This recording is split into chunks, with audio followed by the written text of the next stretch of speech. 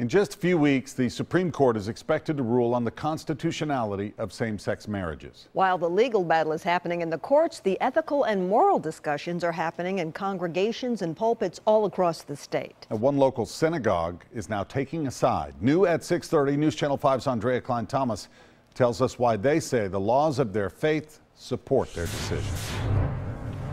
It's happening now at our congregation because it was the right time for our congregation. After months of deliberation and interpretation of the sacred text, In order to protect the dignity of the person in the context of the Jewish law, for that person to be included and fully part of the congregation, sometimes you can allow for some things that were technically forbidden. Now it is time to move forward in the inclusion of our brothers and sisters who are gay. the West End Synagogue will now conduct same-sex marriage ceremonies. We in the Jewish community have been grappling with the issue of same-sex marriage just as every other faith community is doing and has been doing. Love is love. Conservative and reform movements, both denominations within Judaism, have allowed for the practice for nearly a decade. And then local synagogues may or may not begin the practice depending on its own, their own memberships and their own congregational members. You have to remember, same-sex marriage is banned in Tennessee, so any of the ceremonies performed by the West End Synagogue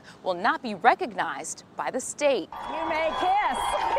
The blessings and the wording of the marriage contract will have to change in these ceremonies. But the canopy will be there, the rings will be there, the wine will be there. Rabbi Kaluk recognizes not everybody in his congregation is on board. To have an ongoing conversation from the Jewish perspective. And he says that's okay. It's great that if we do that in kindness and love, respecting different opinions. After all, trying not to dehumanize anyone in the process, okay? Just because we don't agree. His intention is to make the synagogue more inclusive and not push people away. Let's be kind to one another. Andrea Klein-Thomas, News Channel 5 HD.